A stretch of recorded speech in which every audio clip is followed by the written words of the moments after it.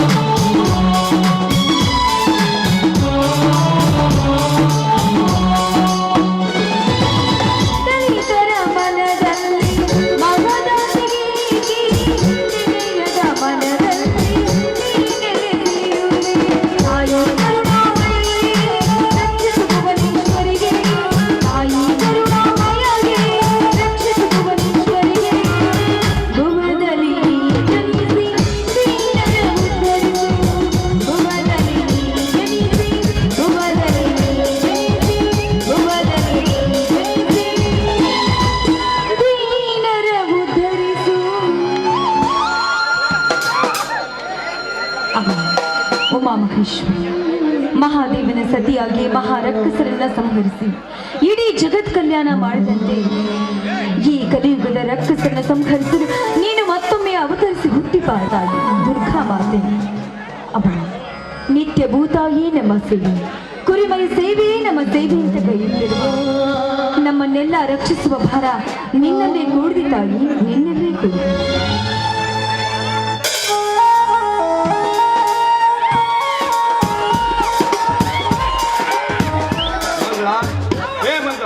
ಗೌರಿ ಪೂಜೆ ಮುಗಿಯಿತೆ? ಮುಗಿದು ಬನ್ನಿ ಸ್ವಾಮಿ. ಭವತಾಪವನ್ನ ಕಳೆಯುವ ಈ ಭವತಾರಿಯ ಪೂಜೆ ಮಾಡಿ ಮುಗಿಸಿದ್ದೇನೆ. ನಿಮ್ಮ ದಾರಿಯನ್ನೇ ಕಾಯ್ತಾ ಇದ್ದೆ. ಬನ್ನಿ, ದೇವರಿಗೆ ನಮಸ್ಕರಿಸಿ. ಅಮ್ಮ ಗೀರ್ಗೆ ಮಾಡ್ತಿ ಕರೆಸಿಕೊಂಡಿರುವ ಹವನ ಸತಿಯೇ ನಿನಗೆ ನನ್ನ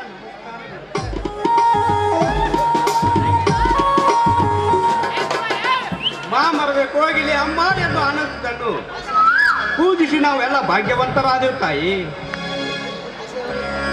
ಭೂಮಾತೆ ಅನ್ನ ಕೊಡುವ ಮಾತೆ ಎಂದು ಹಗಲಿರುಳು ಮಳೆ ಚಳಿ ಎನ್ನದೇ ಇದ್ದೆವು. ಕುರಿಗಳನ್ನು ಸಾಕಿಕೊಂಡು ಭೀಮಾರ್ಜುನರಂತೆ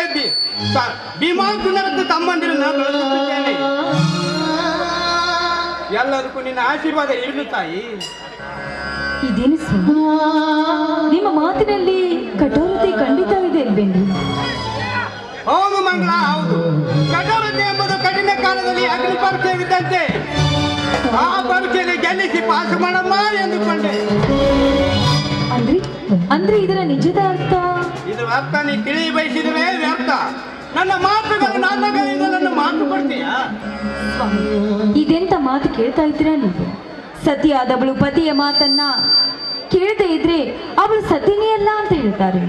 ಪತಿಯ ಧರ್ಮವನ್ನ ಪರಿಪಾಲಿಸುವುದು ಸತಿಯಾದವಳ ಧರ್ಮ. ನಾನೇನಾದ್ರೂ ನಿಮ್ಮ ಮಾತನ್ನ ನಡೆಸ್ಕೊಡ್ದೆ ಹೋದ್ರೆ ನಾನು ಸತಿನೇ ಅಲ್ಲ. ಸ್ವಾಮಿ, ಅದ್ಯಾವ ನಿಮ್ಮ ಮಾತನ್ನ ಹೇಳಿ, ಖಂಡಿತವಾಗ್ಲೂ ನಿಮ್ಮ ಪಾದ ಸಾಕ್ಷಿಯಾಗಿ ನಡೆಸ್ಕೊಡ್ತೀನಿ.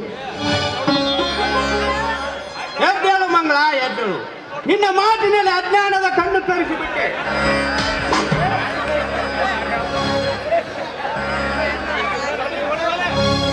ಎದ್ದೇಳು ಮಂಗಳ, ಎದ್ದೇಳು. ನಿನ್ನ ಮಾತಿನಲ್ಲಿ ಅಜ್ಞಾನದ ಕಣ್ಣು ತರಿಸಿಬಿಟ್ಟೆ. ಹೃದಯ ಬಡಿತವನ್ನು ಬದಲಾಯಿಸಿಬಿಟ್ಟೆ.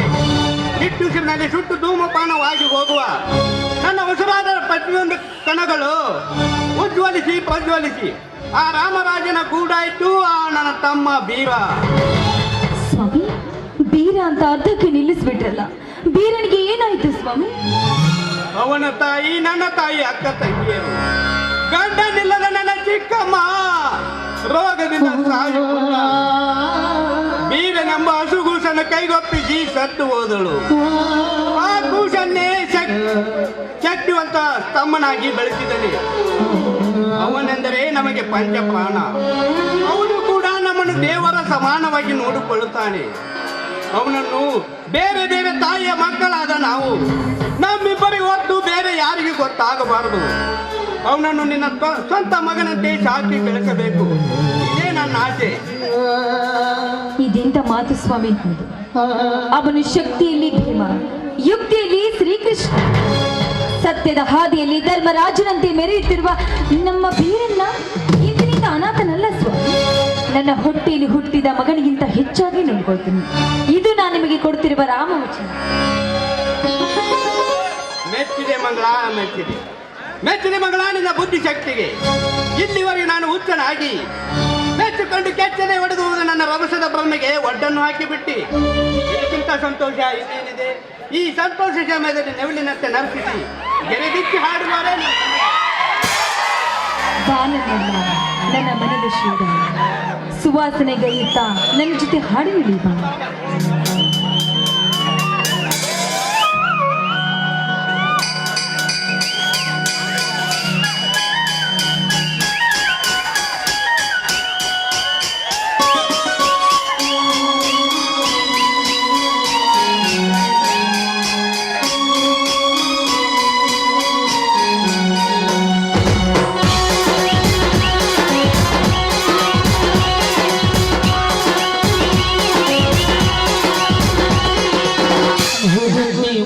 ಚಂದ ಬಾಲಿಗುರುಗಿಗತ್ತು ಚಂದ ಕಾಸಗಲ ಬೊಟ್ಟು ಚಂದ ನಾಗಜಡೆ ಜುಟ್ಟು ಚಂದ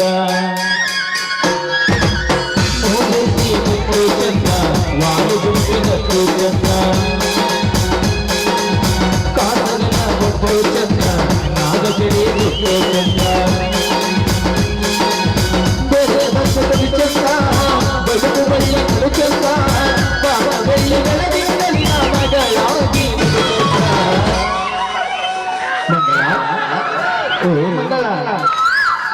ನಾನು ನೀನು ಬಂಗಾರ ತಗೊಂಡು ಬಂಗಾರ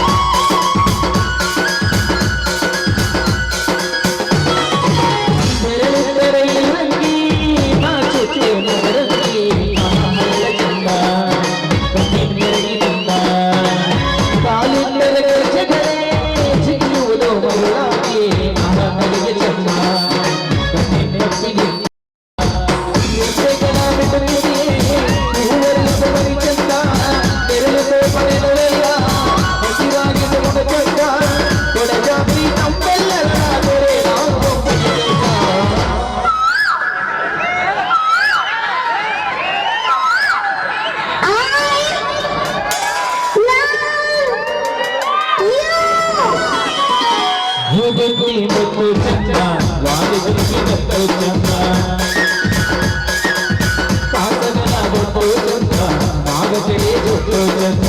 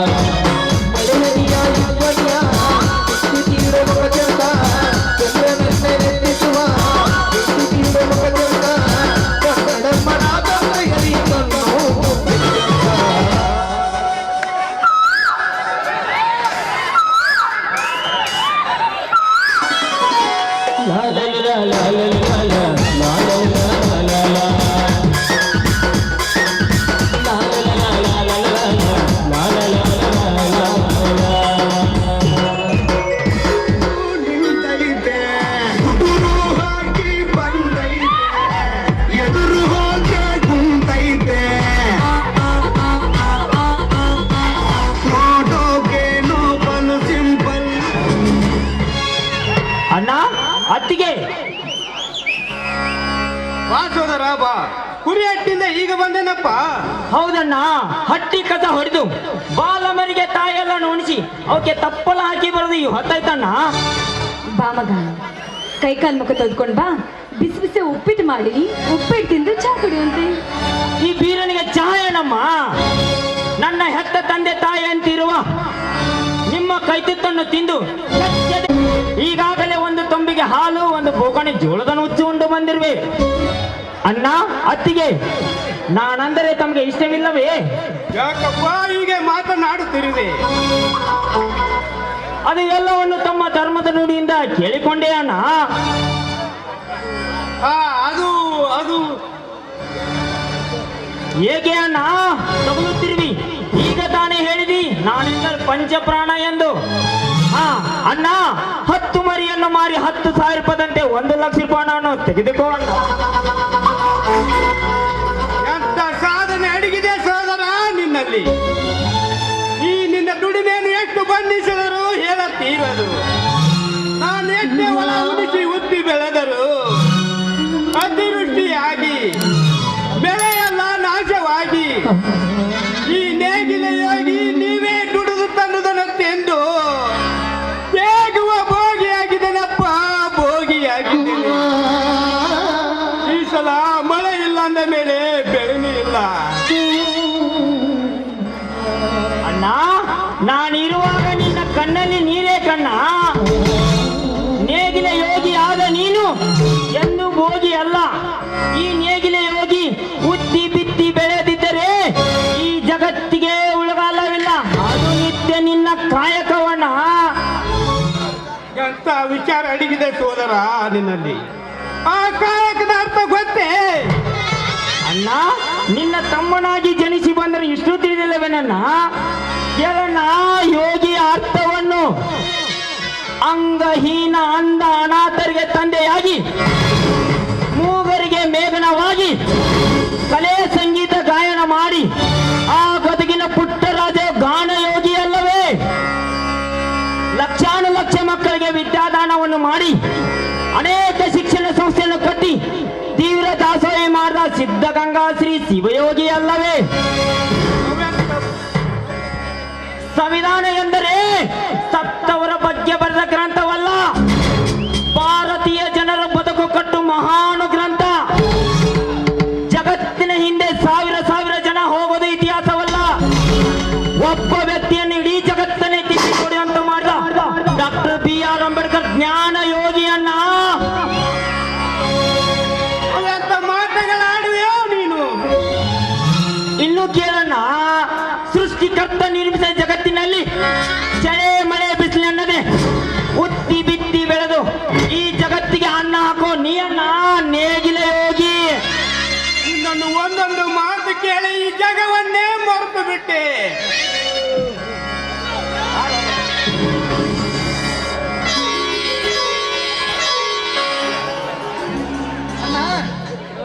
ಏನಿದೆಲ್ಲ ಸಂತೋಷದ ಸಂಭ್ರಮ? ಶಶಿಧರ್ ಬಾರಪ್ಪ, ನಿನ್ನ ಡಿಗ್ರಿ ವಿದ್ಯಾಭ್ಯಾಸ ಹೇಗೆ ನಡೀತಾ ಇದೆ? ಡಿಗ್ರಿ ಅಭ್ಯಾಸವು ಚೆನ್ನಾಗಿ ನಡೆದಿದೆ ಅತ್ತಿಗೆ, ಆದ್ರೆ ಹಣಕ್ಕಾಗಿ ಅಣ್ಣನ ಕಡೆ ಬಂದೆ. ತಮ್ಮ ಏನಿದು ಶೋಕಿ ಎಲ್ಲ ಮಾಡ್ತಿದೆ? ಏನಾದ್ರು ಕಾಲೇಜಲ್ಲಿ ಲವ್ ಗಿವ್ ಅಂತ ನಡ್ಸಿದೆ ಏನು? ಹಾಗೇನಿಲ್ಲ ತಮ್ಮ, ಹುಡುಗರಿಗೆ ಹೂವು ಕೊಡೋದು ಗೊತ್ತು, ಹುಡುಗಿಯರಿಗೆ ಕೈ ಕೊಡೋದು ಗೊತ್ತು. ಹುಡುಗರು ಬಿಜೆಪಿ ಇದ್ದಾಗೆ, ಹುಡುಗಿಯರು ಕಾಂಗ್ರೆಸ್ ಇದ್ದಾಗೆ. ಅಣ್ಣ, ಈಗ ತಾನೇ ಮರಿದ ಹಣವನ್ನು ತಮ್ಮನಿಗೆ ಕೊಟ್ಟು ಬಿಡು. ಎಷ್ಟು ಬೇಕಾಗಿದೆ ತಮ್ಮ? 50,000 ಕೊಟ್ಟು ಬಿಡೋಣ. ತೆಗೆದುಕೋ. ಹಣವೆಂದ ಮೇಲೆ ಕೈಯಲ್ಲಿ ಹಿಡಿತವಿರಬೇಕಪ್ಪ, ಹಿಡಿತವಿರಬೇಕು. ಸ್ವಾಮಿ ನೋಡಿದ್ರ, ನಮ್ಮ ಸಂಸಾರ ಈಗ ಆನಂದ ಸಾಗರವಾಯ್ತು ನೋಡ್ರಿ. ನನ್ನ ತಮ್ಮಂದಿರೇ ನನಗೆ ಸರ್ವ ಆಸ್ತಿ. ಬಂದಿರಪ್ಪ, ಇಂಥ ಸಂತೋಷ ಸಮಯದಲ್ಲಿ ಕೂಡಿ ಹಾಡು ನನ್ನ ಮುಂದಿಗೆ.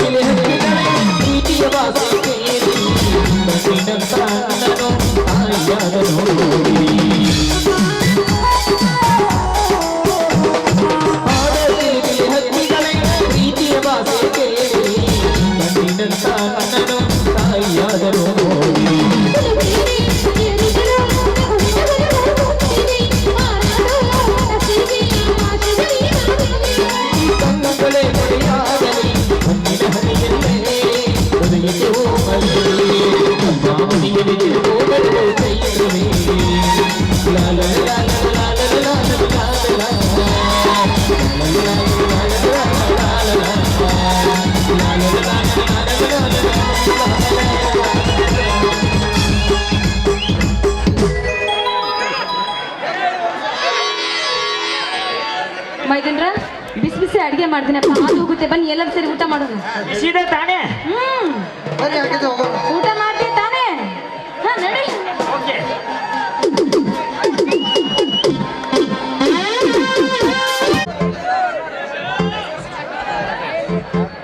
ಕರ್ನಾಟಕ ಸರ್ಕಾರದ ಅಬಕಾರಿ ಸಚಿವರ ಸೋದರಾದಂಥ ಹೆಬ್ಬಳಪ್ಪ ತಿಮ್ಮಾಪುರವರು ಈ ಒಂದು ದುರ್ಗಾದೇವಿ ನಾಟಕ ಸಂಘಕ್ಕೆ 2,500 ಕೊಟ್ಟಿದ್ದಾರೆ. ಅದೇ ರೀತಿಯಾಗಿ ನಮ್ಮ ಸಮಾಜದ ಮುಖಂಡರಾದ ಶಿವಾನಂದ ಬಿಸ್ನಾಳ್ ಅವರು 2,000 ರೂಪಾಯಿ ಕೊಟ್ಟಿದ್ದಾರೆ.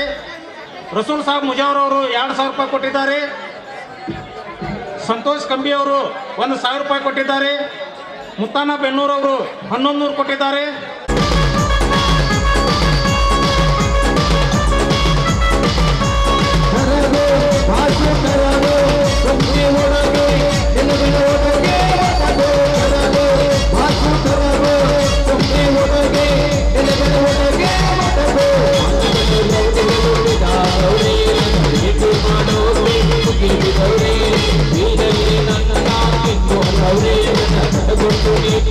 Aku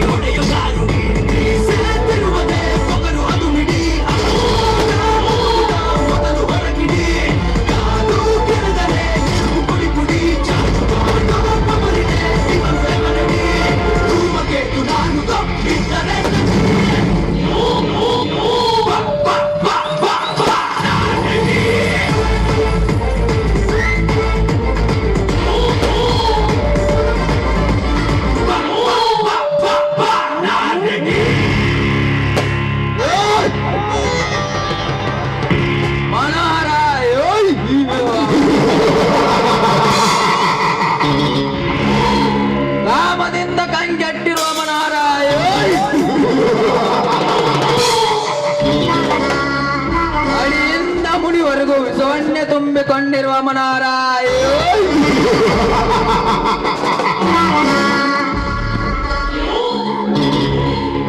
ಹುಲಿ ಕಾಯದು ಬೇಟೆಗಾಗಿ, ಯೋಧ ಕಾಯದು ನಾಡಿಗಾಗಿ. ಬಟ್ ಈ ಮನೋಹರ ಕಾಯದು ಆ ಶ್ರೀಮಂತಿಕ ವೀರನಗೋಣ ತಂಗಿ ಲಕ್ಷ್ಮಿಗಾಗಿ. ಅವಳನ್ನು ಪ್ರೀತಿಸುವ ನೆಪದಲ್ಲಿ ಅವಳಲ್ಲಿದ್ದ ಶ್ರೀಮಂತಿಕೆಯನ್ನು ನನ್ನ ಪಾಲಾಗಿಸಿಕೊಂಡು ಅದೇ ಶ್ರೀಮಂತಿಕೆ ದರ್ಪದಿಂದ ಸರ್ವ ಸಾಮ್ರಾಜ್ಯ ಕಟ್ಟೆ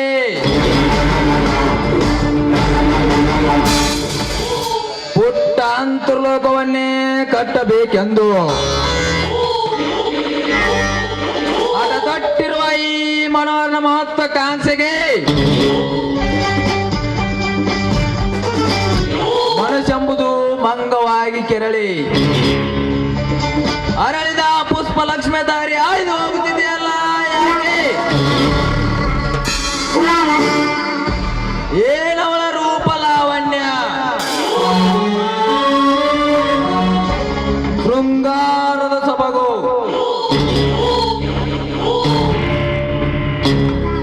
ಯಾವ ಮಚ್ಚಿನಲ್ಲಿ ಅವಳ ರೂಪವನ್ನು ಕೆತ್ತಿ ಕಳಿಸಿರಬೇಕು ಆ ಬ್ರಹ್ಮ. ಅವಳ ಸೊಂಟದ ಸೌಂದರ್ಯ, ಕಂಠದ ಮಾಧುರ್ಯ, ಹಾಡಿ ಕುಣಿದು ಕೊಪ್ಪಳಿಸುವ ನಗುವ ಅವಳ ಮೂಗು, ಅವಳ ತುಟಿಸ್ತನಗಳು ನೋಡಿ ಹುಚ್ಚನಾಗಿ ಅಚ್ಚರದಪ್ಪಿ ಹೋಗಿದ್ದಾನೆ ಈ ಮನೋಹರ.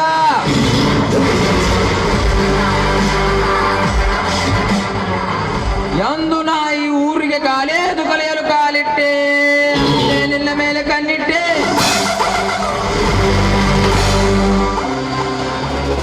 ಮದುವೆ ಎಂಬ ಮಂಥನಿನ ಮನದಡ ತುಂಬಿ ಮುದ್ದಾಡಿ ಮಧ್ಯದಲ್ಲಿ ಕೈ ಬಿಡುವುದೇ ಈ ಕಾಮರಾಜನ ಕಾರ್ಯಸ್ಥಾನ. ನಾನು ಕಣ್ಣಿಟ್ಟ ಕನ್ಯಾಮಣಿಗಳು ನನ್ನ ಕೈಯಿಂದ ತಪ್ಪಿಸಿಕೊಂಡಿಲ್ಲ, ತಪ್ಪಿಸಿಕೊಳ್ಳುವ ಕನ್ಯಾಮಣಿಗಳು ಇನ್ನೂ ಈ ಮೇಲೆ ಹುಟ್ಟೇ ಇಲ್ಲ.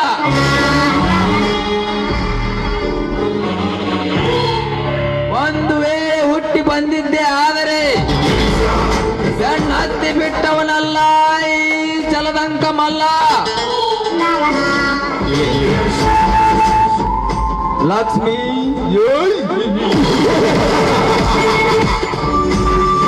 ನನಗಾಗಿ ನೀ ಅವತರಿಸಿ ಬಂದರು ಶೃಂಗಾರದ ಜೀವಂತ ಶಿಲೆಗೆ. ನಾ ಭಂಗಿಯಾಗಿ ಭಂಗಿಯ ರೂಪದಲ್ಲಿ ನಿತ್ಯ ನಿನ್ನ ಕಣ್ಮುಂದೆ ಕಾಣುವ ನಿನ್ನನ್ನು ಚುಂಬಿಸಿ ನಿನ್ನನ್ನು ನನ್ನ ಪಟ್ಟದ ರಾಣಿಯನ್ನಾಗಿ ಸ್ವೀಕರಿಸಿ ಈ ದುರ್ಗಾದೇವಿ ಸಾಕ್ಷಿಯಾಗಿ ನಿನ್ನ ಕೊರಳಿಗೆ ತಾಳಿ ಕಟ್ಟಿ ನನ್ನ ಹೃದಯ ರತ್ನದ ಸಿಂಹಾಸನದ ಮೇಲೆ ಕೂರಿಸಿ ನಾನೀ ಊರಿನಲ್ಲಿ ನಕ್ಕು ನೆಲೆಯದಿದ್ದರೆ ನನ್ನ ಹೆಸರು ಲಕ್ಷ್ಮೀ ಪುತ್ರ ಮನೋಹರನೇ ಅಲ್ಲ. ಕೈಕಾಲು ನಿಂತು ಎಲ್ಲ ನೀ ಜೇಬಲ್ಲಿ ನಿನ್ನ ನಾಯಿದು ಸೋದಿಲ್ಲ. ಮುಂದೆ ಹುಲ್ಲು ಮುಂದೆ ಯಾರು ಬೇಕಾಗಿಲ್ಲ. ಸಾಕು ನಾನೇ ಕೊಡ್ಬಿಟ್ಟಿಲ್ಲಿ ಎಲ್ಲ. ಇಲ್ಲಿ ರಾಜನು ಮಂತ್ರಿನು ಸೈನ್ಯನು ನಾನೇ ಕಣೋ. आपका नाम क्या दादा?